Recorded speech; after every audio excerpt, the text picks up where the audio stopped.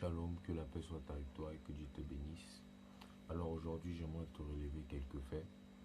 Tu n'as jamais remarqué que Jésus n'avait pas besoin de prier pour chasser un démon, pour guérir un malade, pour relever un mort. Qu'est-ce que Jésus faisait? Jésus parlait. Mais aujourd'hui, nous ne voyons plus ça dans l'église. Nous ne voyons plus quelqu'un qui, genre pour réveiller un mort, il dit « Lève-toi, réveille-toi ». Pourquoi?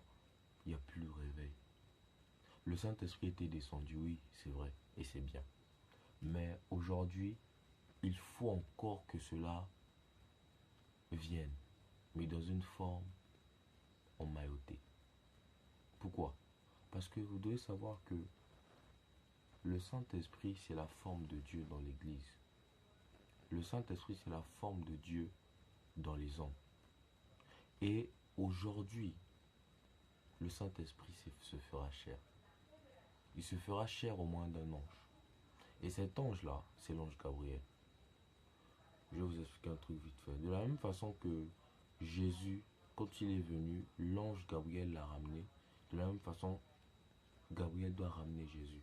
Maintenant, cette fois-ci, c'est le contraire. Jésus devient un esprit vivifiant, c'est-à-dire il viendra en esprit et son ange va venir physiquement.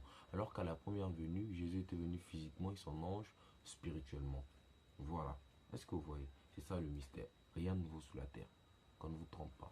Maintenant, le Saint-Esprit qui est Dieu va emprunter une forme dans les derniers jours. Et cette forme, c'est son ange.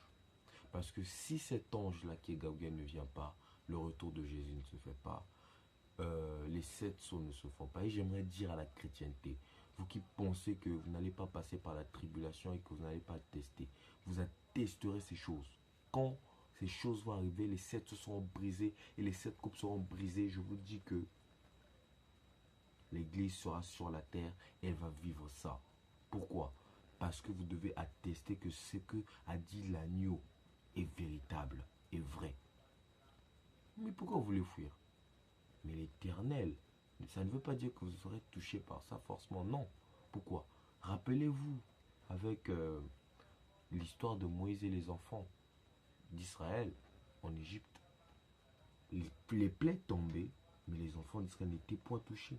C'est la même chose qui va se refaire aujourd'hui. Voilà pourquoi c'est le temps de recevoir Jésus. Ce n'est plus le temps encore de patauger dans le péché ou dans la boue.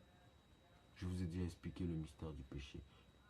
Alors mon frère, ma soeur, sache-le que le réveil qui vient pour apporter quoi? Un renouveau.